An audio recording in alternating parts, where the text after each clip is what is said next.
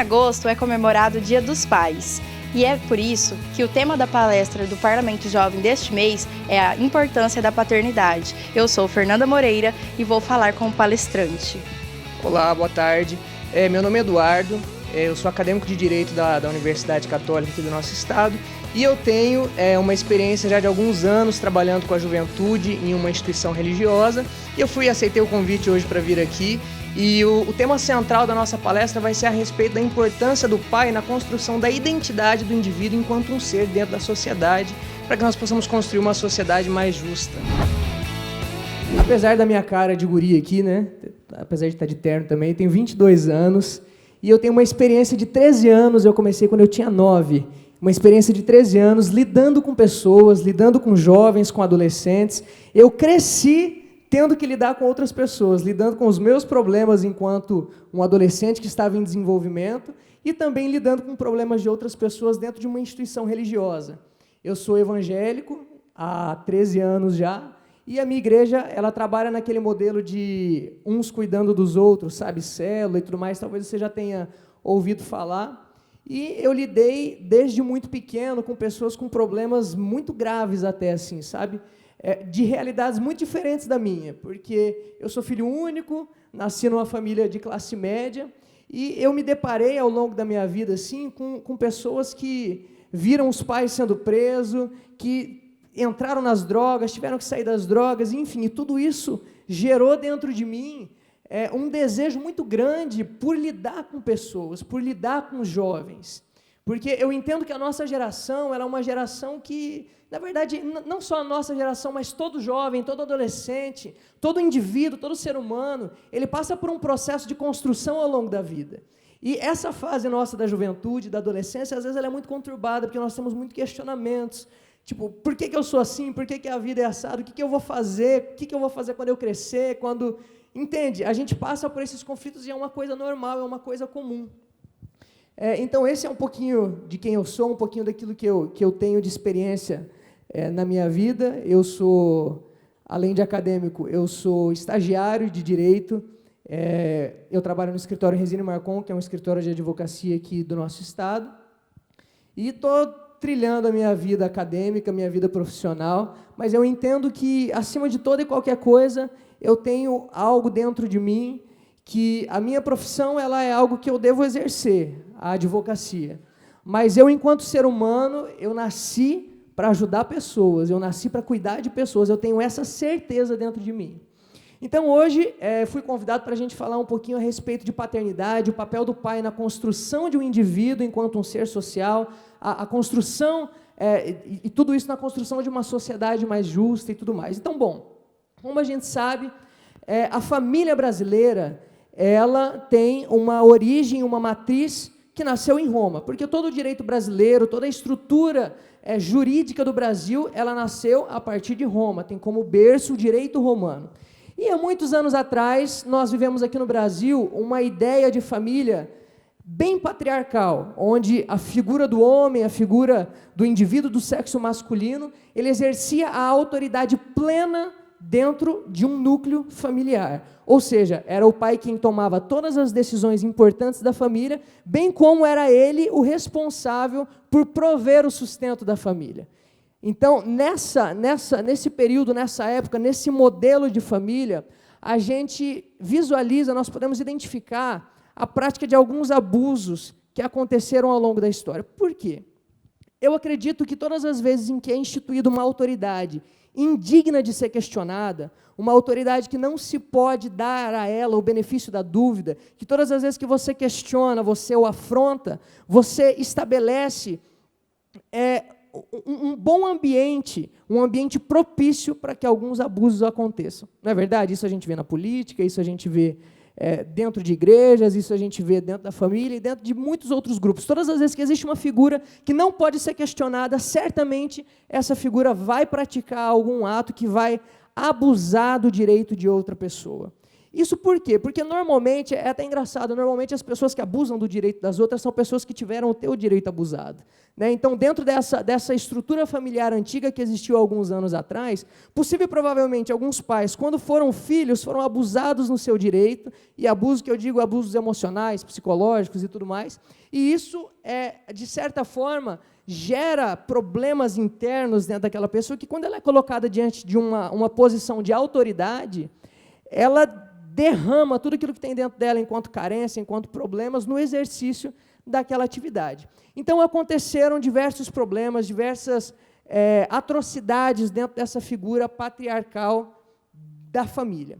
Com o passar do tempo, como resposta a esses abusos, a essa hipocrisia, a essa imoralidade familiar que estava instituída, alguns movimentos ao longo do mundo começaram a acontecer, que fizeram com que o modelo de família ele fosse transformado, ele fosse mudado, e até que se chegasse ao modelo de hoje. Então, como um movimento, por exemplo, que eu posso citar, que propiciou essa mudança familiar, é o movimento hippie, por exemplo, que nada mais foi do que uma resposta a esse patriarcado, a esse moralismo hipócrita, sabe? Porque a figura da família ela era algo muito intocável muitos anos atrás. Só que quem estava dentro da família sabia de todos os abusos, de todos os problemas que aconteciam e tudo mais.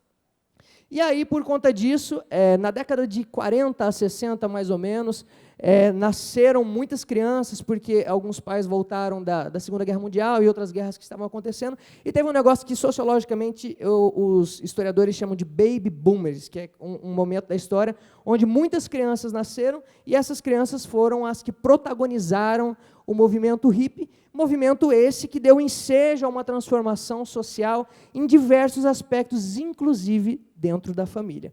Então, hoje a gente vê a instituição familiar evoluída, passou por esses percalços e muitos outros, né, que a gente nem teria tempo aqui para dizer a respeito de todos, mas hoje alguns doutrinadores, inclusive de direito de família, chamam a família atual de a família das igualdades, porque em tempos remotos a família ela era formada quase que como um contrato comercial, sabe? A minha filha vai se casar com esse cara aqui, porque as famílias são da mesma casta econômica, têm o mesmo poderio, nós temos interesses que convergem, interesses em comum, e aí por isso a gente vai ser formada uma nova família. Sabe, as pessoas não escolhiam aquilo que queriam fazer, viver e tudo mais. Enfim, com essa mudança, hoje a família da igualdade, a família das igualdades, ela tem como fundamento o afeto, o amor, o carinho, o direito de escolha. E na verdade, assim, apesar de nós,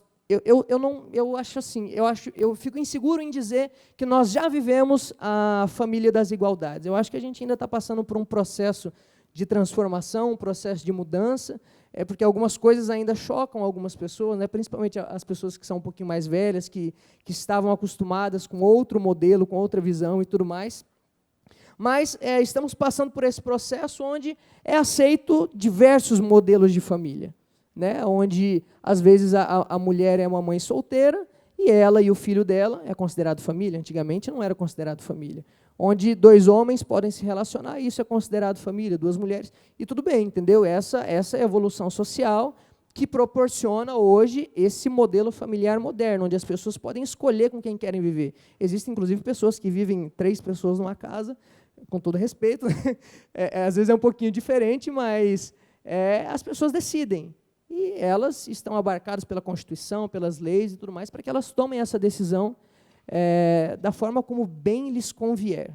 Tá? Bom, dentro de tudo isso, você me pergunta o seguinte, tá, e o pai, dentro desse conceito de família moderno, ou dentro do conceito de família anterior, qual o papel do pai de fato? E o que eu digo para você é o seguinte, é complicado às vezes se dizer a respeito do pai, porque a gente vive num momento também em que nem sempre o pai está presente na vida de um filho. O pai, homem, que participou ali do ato que gerou aquela criança. E às vezes a gente vê algumas dificuldades que são encontradas na sociedade. Por quê? E eu penso o seguinte, muitos desses problemas, assim, desses questionamentos, eles são criados até meio que de forma social, sabe? Por conta da ideia da família perfeita, é que as pessoas ficam em conflito porque, poxa, eu não tenho meu pai, eu não tenho a minha mãe, sei lá, o meu modelo de família ele não está de acordo com o padrão que foi estabelecido pela sociedade. Obrigado. Mas eu acredito o seguinte, que toda pessoa, todos nós, enquanto seres humanos, enquanto seres sociais que vivem e são construídos dentro de uma sociedade, nós passamos por um processo de evolução que ele exige diversos elementos, não apenas biológicos ou sociais. É o seguinte, eu entendo que comportamento, eu falo isso desde que eu sou criança, porque desde que eu era bem gurizinho, eu gostava muito de psicologia, inclusive era um curso que eu queria fazer antes de fazer o direito, mas depois decidi seguir a carreira jurídica e estou bem feliz. Mas eu penso o seguinte, o comportamento de uma pessoa, ele é somado por uma diversidade de fatores. Tem os fatores biológicos, né, que, por exemplo, o endócrino, que é a parte dos hormônios das pessoas, o biológico, o genético e tudo mais, mas tem um que é muito importante, que é o fator histórico, que é o fator social, que é aquilo que se vive, constrói algo dentro de você e dentro de mim. Aquilo que nós vivemos dentro da sociedade imprime em nós um caráter e uma personalidade que vai influenciar como nós vamos viver na sociedade e o que nós vamos dar para essa sociedade. E, às vezes, diante das dificuldades da vida, diante desses conflitos que nós temos, de, poxa, o meu pai não é presente, a minha mãe isso, meu tio, minha tia, sei lá, o que eu vivi na minha vida, essas coisas são capazes de nos influenciar de tal maneira, de nos confundir de tal maneira, que nós nos tornamos incertos daquilo que nós somos. E aí nós começamos a viver uma vida de conflito e, consequentemente, nós levamos esse conflito para o âmbito social, e aí diversos problemas acontecem, e enfim.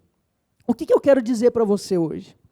É que, apesar de todo esse modelo histórico familiar e daquilo que a nossa sociedade tem caminhado para ser, para viver, para fazer e tudo mais, eu acho que nós precisamos ser convictos daquilo que nós somos, ser convictos daquilo que nós acreditamos, independente de qualquer coisa, independente se você tem pai ou não tem pai, independente de qualquer coisa.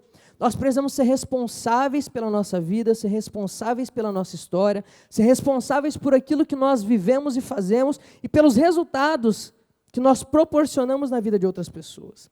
Talvez nós não tenhamos tido pai, mãe, família e tudo mais, mas um dia nós teremos a oportunidade de ser pai, de ser mãe, de ser família. Então, ainda que nós não tenhamos tido esse referencial bonito, belo e formoso e até romântico que a sociedade nos apresenta de família, independente disso, nós podemos ser e fazer a diferença a partir de um autoconhecimento, a partir da consciência daquilo que nós somos. Eu vivi a minha vida inteira ouvindo uma frase que eu acho que ela é muito, muito verdade. Nós não somos vítimas da nossa própria história. Nós não somos vítimas daquilo que fizeram conosco. Nós não somos vítimas de um sistema, sabe, social. Nós somos protagonistas. Nós somos donos da nossa própria história. Nós somos donos de nós mesmos. Nós somos responsáveis por aquilo que somos, fazemos ou deixamos de fazer. Ah, mas o meu pai fez isso comigo, a minha mãe fez aquilo comigo, e é por isso que eu sou assim, sabe a síndrome de Gabriela? Eu nasci assim, cresci assim, Gabriela, e tudo mais. Não. Você é o que você quer ser. Você é aquilo que você decide ser. Dentro da psicologia, quando você estuda o processo de construção da memória, o processo de construção da tua mentalidade, daquilo que você tem de raciocínio, você aprende, assim, bem friamente dizendo que a tua memória é basicamente sódio e potássio, é 2 sais que constroem caminhos dentro do teu cérebro, e aí, a partir daquilo que você vai vivendo, são feitos depósitos de sais dentro das ligações neurológicas dentro da tua cabeça, e diversas vezes, quando você se coloca diante de situações difíceis, diante de situações que te lembram alguma coisa, enfim, isso te leva a fazer algo que já está mais ou menos pré-programado na tua cabeça, sabe? Eu fiz um curso uma vez em Curitiba, e eu conheci uma mulher que ela tinha sido violentada por um namorado dela. E aí o que acontece? Esse namorado, ele tinha um perfume muito forte. E aí, depois ela se casou, tudo mais, viveu a vida dela, esqueceu, aquilo passou. E um belo de um dia, aniversário de casamento, chega o maridão com perfume novo para agradar a esposa. E eles foram namorar, foram ter relação. E a hora que a mulher sentiu o cheiro do perfume que estava no cangote do cara, ela na hora assim paralisou. E ela contando, era muito engraçado, que ela falou assim, gente, eu estava doida para me relacionar ali, e aí de repente, não sei o que aconteceu. O que aconteceu? Algo dentro da cabeça dela tinha sido gravado. Esse sódio, esse potássio que eu falei, tinha sido depositado dentro do cérebro dela. E quando ela se encontra diante de uma situação que lembrou outra que ela viveu, aquele abuso de quando ela era mais nova, ela ficou completamente travada, não sabia o que fazer. Às vezes, isso acontece com a gente de formas mais simplórias. Não assim tão esdrúxulas como uma situação de um abuso, como eu estou te falando, mas pequenas coisas, sabe? Nós somos construídos e a gente começa a viver meio que no automático, porque é comum, é normal a gente fazer a coisa do jeito que está programado dentro da nossa cabeça. Quando a gente toma consciência disso, e essa mulher, ela disse isso lá em Curitiba, ela falou assim, quando eu tomei consciência daquilo que estava acontecendo, eu consegui reprogramar a minha cabeça para que aquilo não me afetasse mais daquela forma. Então, a mensagem que eu quero dizer para vocês hoje é que, independente da história que você tem, independente da história das pessoas com quem você um dia se relacionar, às vezes um amigo, um companheiro, uma namorada, um namorado, independente de qualquer coisa, carrega essa mensagem de que é possível ser diferente, é possível mudar. E você, enquanto um futuro pai, enquanto uma futura mãe, enquanto uma futura família, você é capaz de fazer as coisas serem diferentes do que às vezes você viveu na tua história. Às vezes para você foi ruim a tua experiência enquanto família, mas você vai ter a oportunidade de fazer diferente na vida de outra pessoa. Você tem essa responsabilidade, você não pode ser um indivíduo que se coloca como vítima de uma situação que aconteceu no teu passado. Nós somos novos ainda, nós somos jovens, nós somos adolescentes, enfim, nós temos toda uma história pela frente, nós temos toda uma vida pela frente, e nós podemos fazer a diferença nessa sociedade, nesse mundo. É claro que nós precisamos ser responsáveis, eu não gosto muito de gente que é ativista demais, sem parar para pensar, sabe? Que, porque é isso e aquilo e tal, mas e aí, você já parou para pensar? Temos que ser responsáveis, parar, pensar, raciocinar aquilo que nós de fato cremos ou não cremos, mas nós temos que ser responsáveis e trabalhar por um mundo melhor, por uma família melhor. A Constituição Federal, ela consagra a ideia de família como um dos pilares da sociedade, como algo que é extremamente importante. Por quê? Porque a família é o primeiro ambiente em que você tem de vivência social. Você nasce e normalmente tem ou um pai, uma mãe, ou agora na família moderna, 2 pais, 2 mães, enfim, que vão te criar. E essas pessoas vão imprimir dentro de você aquilo que você possível e provavelmente vai ser. Tenho certeza que você já ouviu desde que você era criança aquela história assim de que educação vem de casa, educação vem do berço, na escola você só vai para aprender conteúdo. E é verdade, porque é ali naquele núcleo que nós temos a oportunidade de nos tornar aquilo que nós seremos no nosso futuro. Ao longo da vida, assim, algumas coisas dentro de psicologia já é superado. Tinha gente que falava que uma criança se desenvolve mais ou menos até os 7, 8 anos, e isso já foi superado porque hoje a ciência já descobriu que o teu corpo ele produz neurônios ao longo de toda a vida e tudo mais, enfim. Mas essa fase, esse limbo da infância, da juventude, da adolescência, até aí a hora que chega nos 22, 23 anos, que é o momento onde você, de fato, vai ingressar na tua vida adulta e vai tomar as suas decisões por si próprio, até esse momento é uma fase de muitas construções, sabe? É uma fase de muitos princípios que são implantados, implementados dentro das pessoas. E talvez você já tenha passado por essa fase. Eu quero te dizer que se você tiver algo dentro de você que talvez não seja bom, é possível isso ser reeditado, isso ser mudado. Basta você parar e falar, eu quero ser diferente, eu vou começar a trilhar por um caminho diferente. Olha, o meu sentimento é que eu faça isso, mas se isso aqui eu entendi que não, então beleza, eu viro para cá e vou caminhar em outra direção, eu vou caminhar em direção aos meus anseios, ao meu futuro e tudo mais. E entenda também que, enquanto seres humanos, enquanto pessoa, talvez você não queira, mas um dia você vai ter a oportunidade de ser família, de ser pai, de ser mãe. Então, trate com muita responsabilidade esse compromisso que a vida te entrega, sabe? De construir algo em alguém. Entenda isso, que todas as vezes que você toca um outro ser humano, e esse toque que eu digo, ele não é um toque físico, ele não é um toque das mãos, sabe? Mas esse toque do olhar, esse toque da alma, esse toque do coração, todas as vezes que você tocar alguém, imprima algo bom. Tente deixar algo bom na tua família, tente deixar algo bom com os teus pais, tente deixar algo bom com os teus irmãos, com os teus amigos, com a pessoa com quem você vai se relacionar. Porque isso vai fazer toda a diferença no teu futuro. E isso vai fazer toda a diferença no futuro da sociedade. Porque muitas pessoas são más porque foram más com ela. Sabe?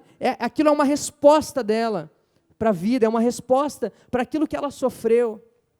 Ela se coloca diante de situações e, às vezes, sabe assim, já viu aquela pessoa que é grossa, que é meio babaca e tal? Você tem vontade de dar um tapa na orelha da pessoa. Muitas vezes essa pessoa está machucada. E por isso ela machuca outras pessoas.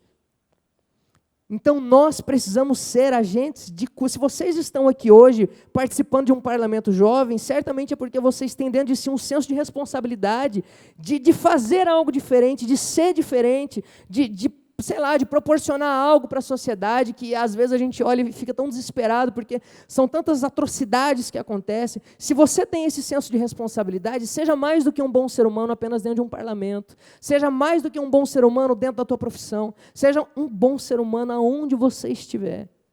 Independente da profissão e da carreira que você decidir, seja o cara, seja a moça, entendeu? Aquela pessoa que carrega uma mensagem de transformação, de mudança, de melhora.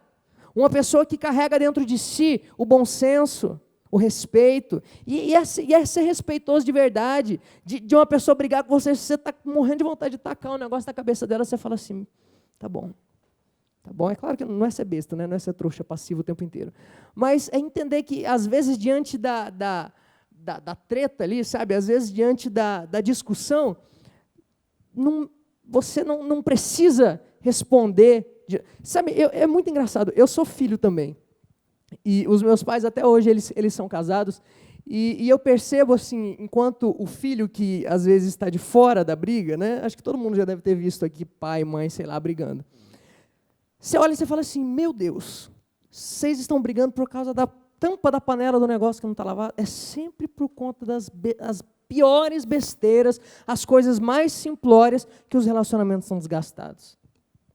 As pessoas põem tudo a perder, elas jogam fora todo o amor de história, toda a vida, por conta da panela que não está bem limpa, por conta do copo que quebrou, porque quem que fez isso, quem que fez aquilo. É sempre assim. Você pode reparar, é sempre as coisas mais... É claro, existem situações graves que acontecem e tudo mais, mas normalmente as desgraças unem a família. Sabe, quando o primo está lá quase morrendo, vai todo mundo no hospital para ver e tal. E sempre as coisas pequenas que afastam as famílias, que destroem as famílias. Então, sabe, que a gente seja um pouco inteligente, que a gente use essa inteligência que a gente tem para lidar com as pessoas com empatia, com compreensão, sabe, sei lá, de olhar a pessoa tendo uma crise, às vezes, e entender que o motivo pelo qual aquela pessoa está se comportando daquela forma é decorrente de uma história, é decorrente de problema, sabe assim, eu tenho um amigo, que ele é um cara que eu gosto muito, mas ele é um cara complicado, é um cara que é uma pessoa assim, sabe, que melindrosa, tudo que você faz parece que ofende e tal. Mas é uma pessoa que tem uma história difícil, e todas as vezes que ele quer arrumar uma treta comigo e que a gente quer brigar, então eu falo assim, não, Deus, eu vou ficar quieto, não vou dar na cara do irmão, porque, afinal de contas, assim como ele tem uma história, eu tenho uma história diferente da dele, e enfim, vamos se amar. Eu acho que esse amor, essa preciosidade dos relacionamentos, sabe, ela é muito maior do que todas essas diferenças, essas dificuldades. Então, essa é a mensagem que eu quero deixar para você. Pai é um cara muito importante na construção da identidade de um filho. Talvez você não tenha tido esse pai, mas um dia talvez você possa ser pai, você possa ser mãe, e você tem a responsabilidade de construir um outro indivíduo, uma criança. E com essa responsabilidade, você tem a responsabilidade de fazer uma sociedade mais justa. E além dessa relação familiar, você, enquanto um ser humano que se relaciona com a pessoa que está aí do seu lado, você também tem a possibilidade, a responsabilidade de fazer a diferença na vida dela.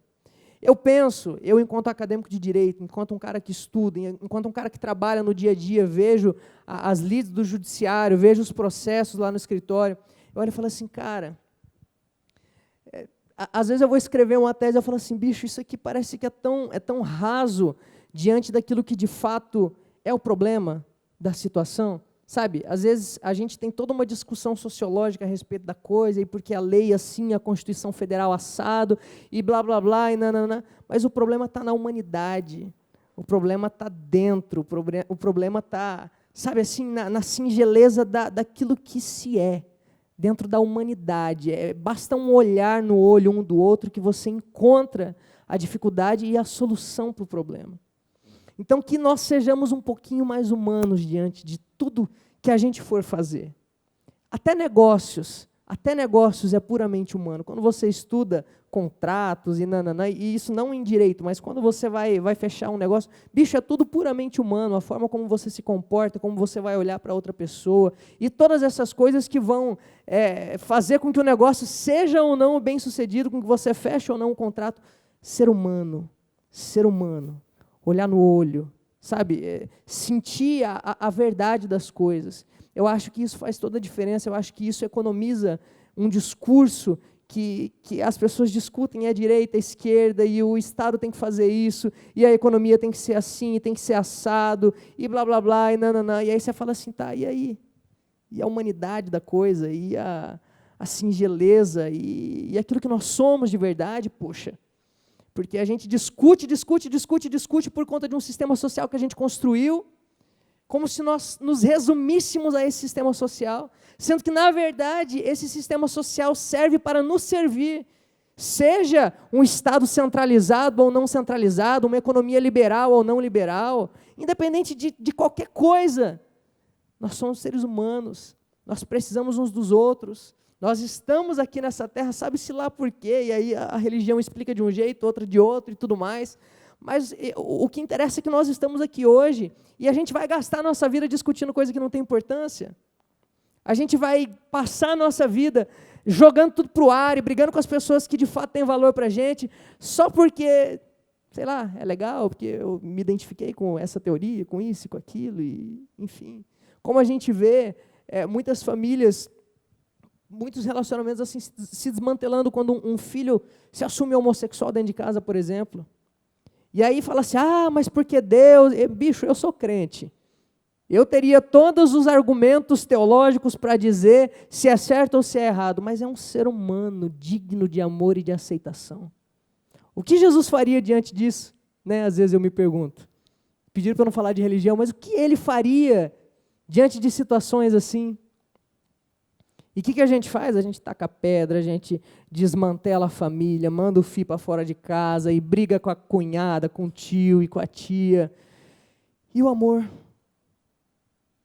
As ideologias são mais importantes que o amor? As ideologias são mais importantes do que a verdade, do que a sinceridade?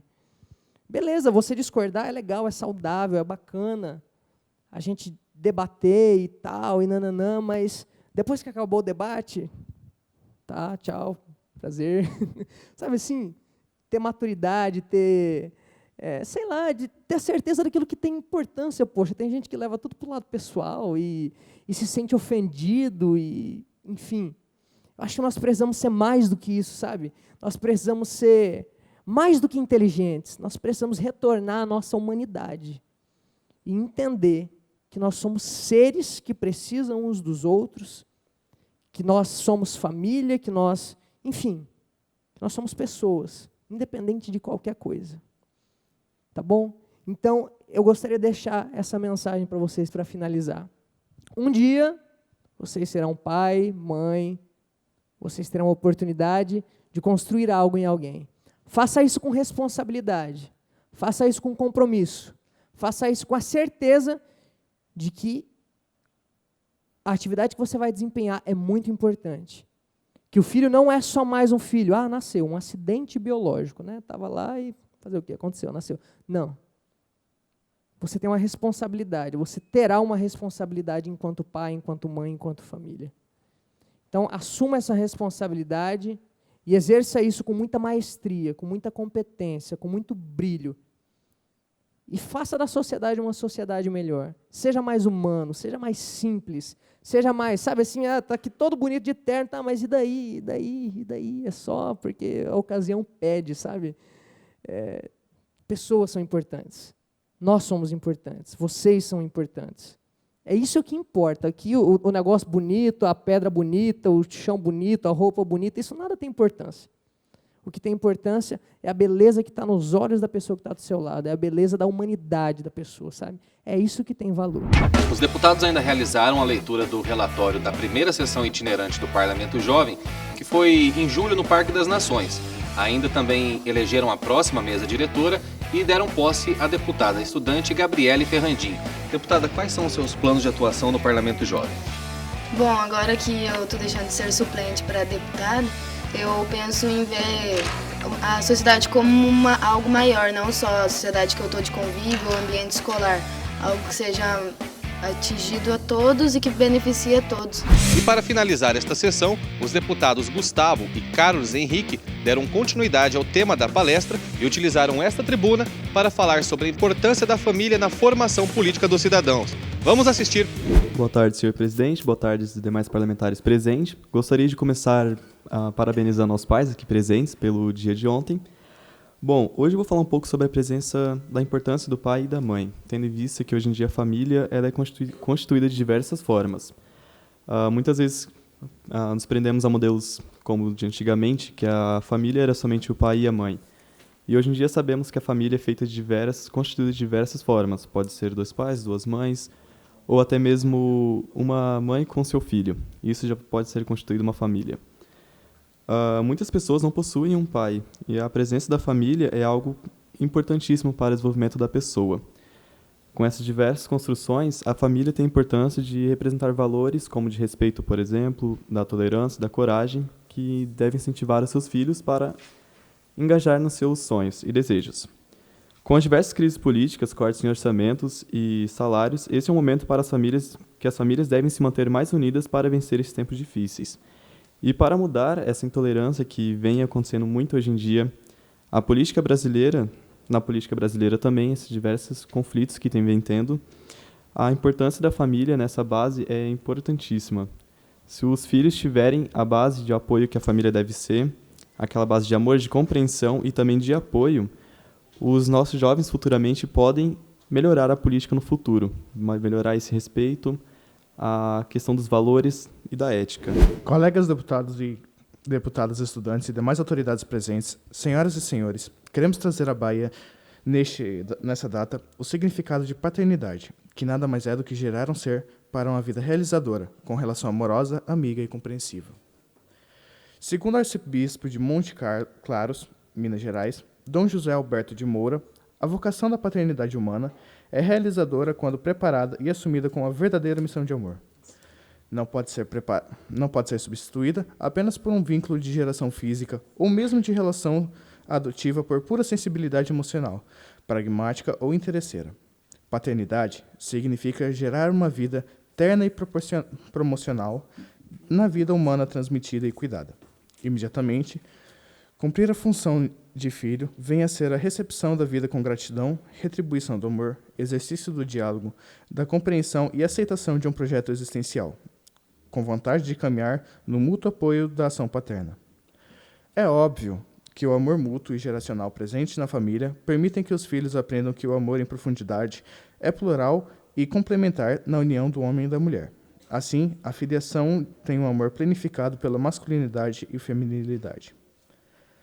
Sem nos esquecermos que a filiação adotiva encontra também esse eco ideal de amor no aprendizado de pai e mãe. Sendo importante destacar que a paternidade transcende o biológico. A filiação pode acontecer através da adoção, convertendo a pessoa em pai do seu filho, mesmo que este não seja seu descendente de sangue. Lembre-se sempre de que seu filho vai se espelhar em você. Portanto, não basta ser apenas um bom pai. É preciso ser um bom marido, um filho dedicado, um cidadão íntegro, um trabalhador honesto e responsável. Colegas parlamentares, sejamos um bom exemplo.